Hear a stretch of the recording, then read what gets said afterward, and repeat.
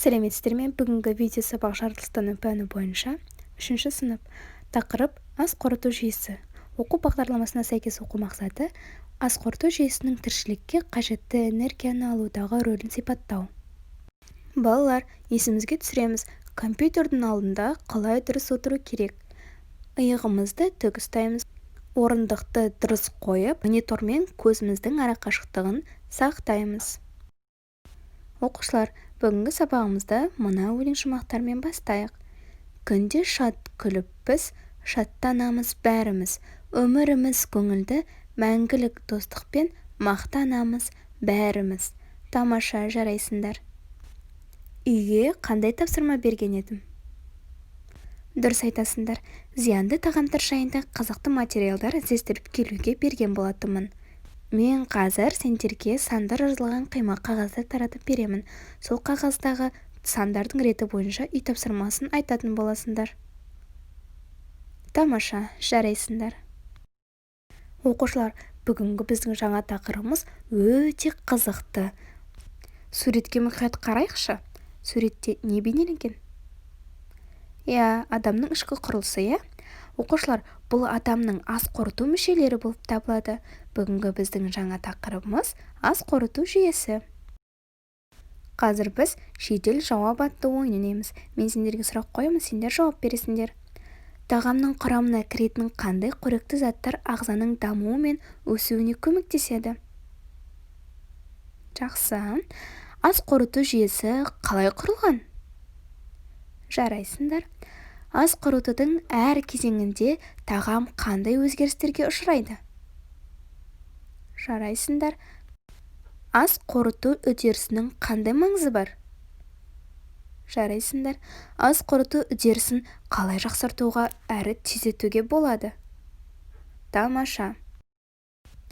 Ас қорыту жолы астың қоректік зат пен энергия тарата отырып ағза арқылы жүріп өтеді. Суретке қараймыз.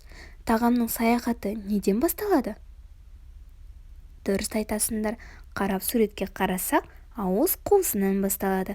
Жұтқыншақ, өңеш, асқазан, ашышек және тоқшек.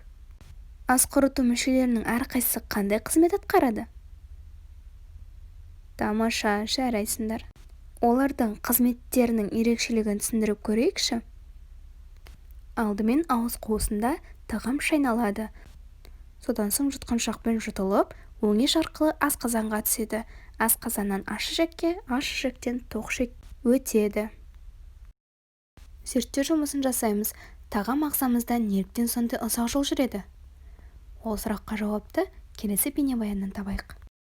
Ас іштіңдер. Тамақ қайда кетті? Не болды? Жеген тамағымыз ағзада 6-8 метр жол жүреді екен. Бұл қалай? Байқап көрейік. Тағамның саяхаты неден басталады? Алдымен тамақты ауызға саламыз.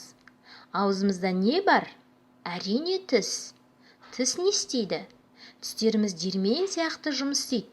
Олар ұсақтайды және тағамды шайнайды.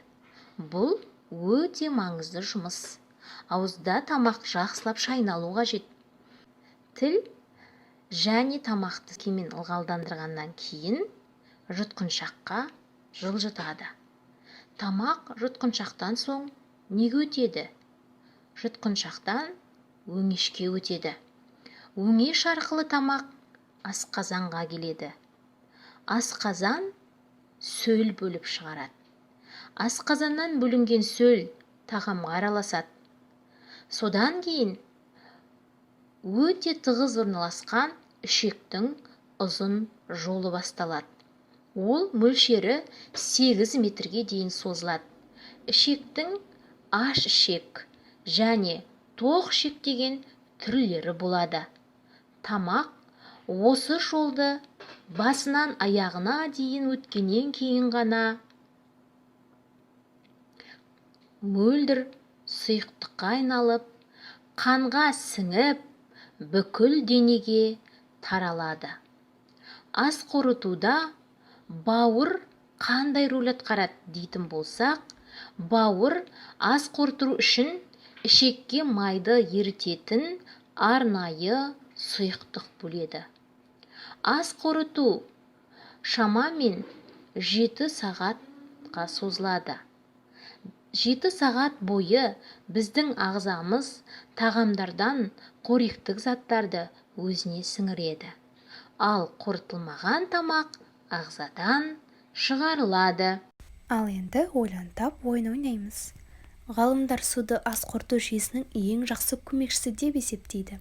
Су ағзамызға зиянды заттардың шығуына көмектеседі. Неліктен дәрігерлер тамақтану аралығында су ішуге кеңес береді? Қалай ойлайсыңдар? Су жердегі өмір көзі. Судың адам денсаулығына пайдасы көп. Суды дұрыс ішудің бірнеше ережесін білсеңіз, оның пайдасын еселеуге де болады. Күнде таңертең аш қарынға 1 стакан жылы су ішуді әдетке айналдырсаңыз, ағзада жағымды өзгерістер орын алады. Сіздерге бүгін аш қарынға су ішудің 9 пайдасын ұсынамыз. Мәлімет Массагет KZ порталына тиесілі. Біріншісі, ағза тазарады. Түнде ағза демалып қана қоймай, токсиндерден тазарады. Ал аш қарынға су ішу бұл процеске көмектесе түседі. Екінші, көңіл-күй жақсарады. Аш қарынға ішілген судың токсиндерді шығару мен ағзаны іске қосу қабілеті адамның эмоциялық жағдайына да жағымды әсер етеді. Ашушаңдықты басады және ұйқыны ашады. Үшінші, жүрек жұмысына көмектеседі. Жүйелі түрде аш қарынға су ішу қан тамырлар жүйесіне жағымды әсер етеді және инсульт қаупін төмендетеді. Төртінші, асқазан ішек жолдары ауруларының алдын алады. Қыжыл немесе асқазан ішек жолының басқа да жағымсыздықтары көбіне асқазандағы жоғары қышқылдықтың себебінен пайда болады. Егер аш қарынға уақытылы су ішсеңіз, ол қышқылды сұйылтады және жағымсыз сезімдерден арылтады. Сондай-ақ асқазан таңғы асқа дайындалады. Тері жағдайы жақсарады. Сыртқы келбетіңіз жақсы көрінгенін қаласаңыз, алдымен ішкі жағдайға мән беру керек. Бұл жерде ағзаның су тепе-теңдігін ұстап тұру маңызды рөл атқарады. Әйтпесе тері құрғақтанып, ерте әжімдер пайда бола бастайды. Балалар, бұл бейнебаян не туралы? Қандай ой түйдіңдер? Қандай жаңа материалдар білдіңдер? Жақсы, енді осы білгендеріңді есте сақтаңдар. Ал енді оқушылар, бойымызды сергітіп алайық. Орнымыздан тұрамыз. Оқушылар, мен сендерге кейбір тағамдар туралы қызықты мәліметтер алып келдім. Оны бейнебаяннан көреміз, мұқият қараймыз.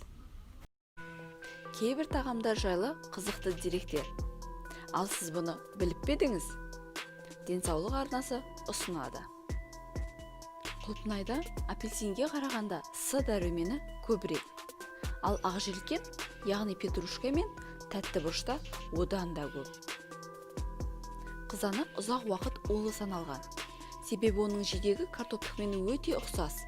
Ал картоп алғашында улы болып саналған. Алма ағашы раушан гүлінің туысы. Енді сізге раушан гүлінің орнына алма ағашының гүлін сыйға тартуға әбден болады. Сондай-ақ алмұрт, миндаль, шие, қара өрік барлығы раушан гүлдер ботаникалық отбасына жатады. Банан жеміс емес, банан ағашы шөп болып табылады. Ал кофе жидек, анығырақ айтсақ, кофе ағашының жидегі. Әлемде ең көп таралған сүт ешкі сүті екен.